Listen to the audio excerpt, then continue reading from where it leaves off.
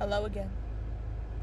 This is my Constitution assignment video. I know I'm in my car this time. That's because my roommate's in the dorm. I don't want to do it in front of her. This shouldn't be as long as my journal assignment. I shouldn't yap for 30 minutes, 45 minutes about the Constitution. I don't know.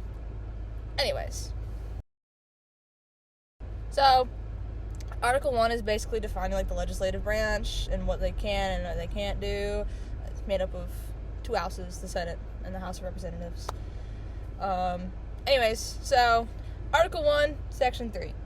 Immediately after they shall be assembled in consequence of the first election, they shall be divided as equally as may be into 3 classes. The seats of the senators of the first class shall be vacated at the expiration of the second year, of the second class at the expiration of the fourth year, and of the third class at the expiration of the 6th year, so that 1/3 may be chosen every second year. And if vacancies happen by resignation or otherwise during the recess of legislature of any state, the executive thereof may make temporary appointments until the next meeting of the legislature, which shall then fill such vacancies. Picked very long ones, apparently. This is just like a fancy way of saying that senator elections are kind of rotated every 2 years. There's so many ants in my car. Oh, what is happening? Okay, so apparently my car has an ant infestation, but I don't really care, and I'm gonna keep going. That's just a fancy way of saying that the senator elections are, like, rotated every 2 years, so, like, only 1/3 of them is being switched out at a time. This is important because, it keeps things running smoothly and kind of ensures that there's not, like, too much chaos after elections and the government can still, like, function. B, it also keeps stability within the government with actual lawmaking, because the entire Senate isn't switching out at once. So that means that laws aren't going to, like, swing wildly with every election. Like, it gives them time to think about things and don't make really rash decisions regarding, like, public affairs and stuff.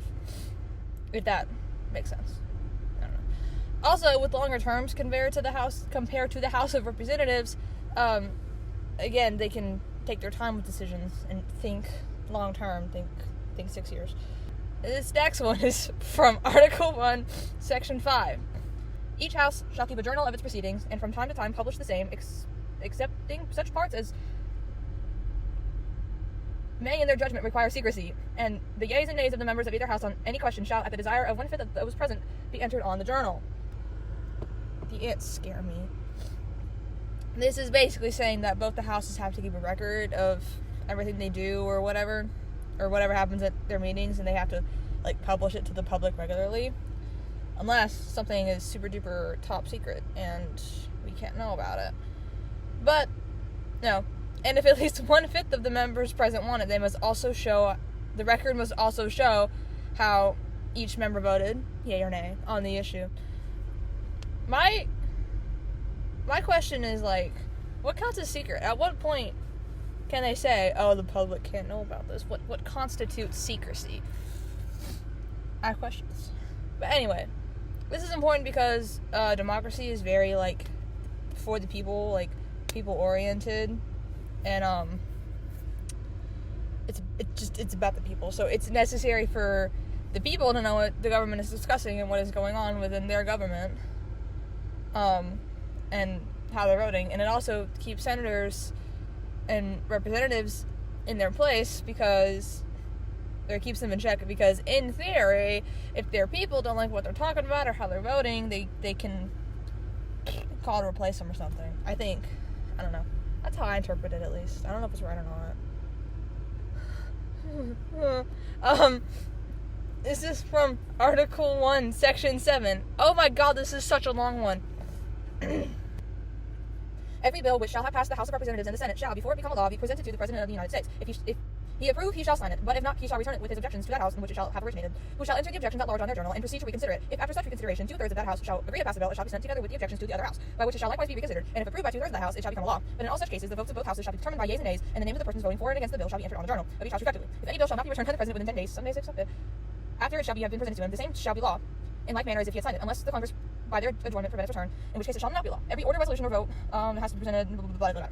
So, that's a really long-winded way of saying The House's vote and approve a bill, both of them, 2/3 or whatever, goes to the president. President says yes, yay or nay. Nay, he vetoes. If he vetoes it, it goes back to the first house. First house reconsiders it. 2/3 vote, yes. Other house, 2/3 vote, yes. Becomes a law anyway. It doesn't matter what the president says. Or, scenario number 2. House 1 votes yes. House 2 votes yes. It goes to the president. President does nothing with it for 10 days. If Congress is still in session, then it becomes a law anyway. But if Congress ends their session within those 10 days, except Sundays, obviously, then it vetoes and it becomes a pocket veto. Where are the ants coming from? Anyway, this is definitely part of the, like, checks and balances within the government. And it's what makes it so important. Like, the president shouldn't just get to do whatever he wants with zero regard for what anyone else thinks, because, it's like a team effort. I mean, he's the president, but it's a team effort. And it can keep this way, Congress can keep the president in his position of power with, like, the vetoes. It also prevents, like, hasty or secret lawmaking, because it takes forever to get a law passed, and also, like, if everything's out there, then everyone knows what you did. No secrets. No anonymity. Okay. This one is from Article 2, Section 1. No person except a natural-born citizen or a citizen of the United States at the time of adoption of the Constitution shall be eligible to the office of the President. Neither shall any person be eligible to the office who shall not have attained to the age of 35 years and been 14 years a resident within the United States. Basically, you gotta be natural-born citizen, which is like born in the U.S. or born to U.S. citizens, I think. And you have to be at least 35 years old and have been a resident within the U.S. for at least 14 years. This all makes sense to me. I mean, it's ensuring or trying to ensure that whoever becomes president, has a good sense of what's going on within America, and has, like, America's best interest in mind, and has American priorities. Keyword is trying to ensure. It also prevents anyone relatively young from becoming president, which I get, I guess. I mean, young people are, like, more rash and they make bad decisions, I guess. And they're not as, like, wise or whatever as older people. But I think I'm, like, my vision is my perception is skewed, because for my entire life, or that I've been, like, conscious, really, really old people have been the president, have held office, and I don't think I really understand just how young 35 actually is. Seriously, can we get, like, old, senile people away from office? Someone not in their 70s, please. Thank you. Article 2, Section 1, again, but it's the end of it this time. The president shall, at stated times, receive for his services a compensation, which shall neither be increased nor diminished during the period for which he shall have been elected, and he shall not receive within that period any other emolument from the United States, or any of them. Oh, any of the states. This means that the president's salary for his term is set before he actually becomes president, and that number can't change while he's in office. He also can't take, like, any other payments or gifts, bribes, while he's in office from any federal or state governments. That's what any of them meant. It's supposed to prevent corruption within,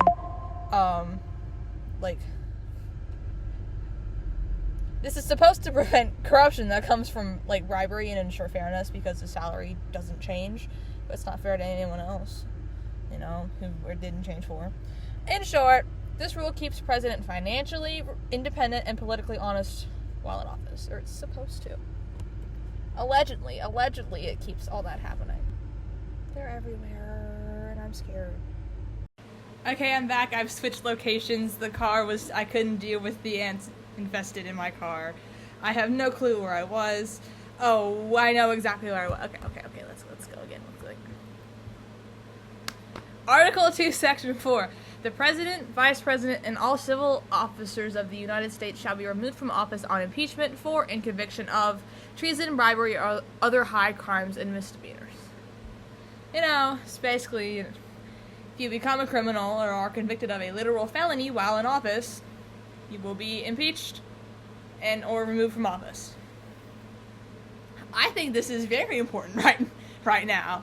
I think if you're found guilty of, say, just throwing out a number here, 34 felonies, maybe you shouldn't be president.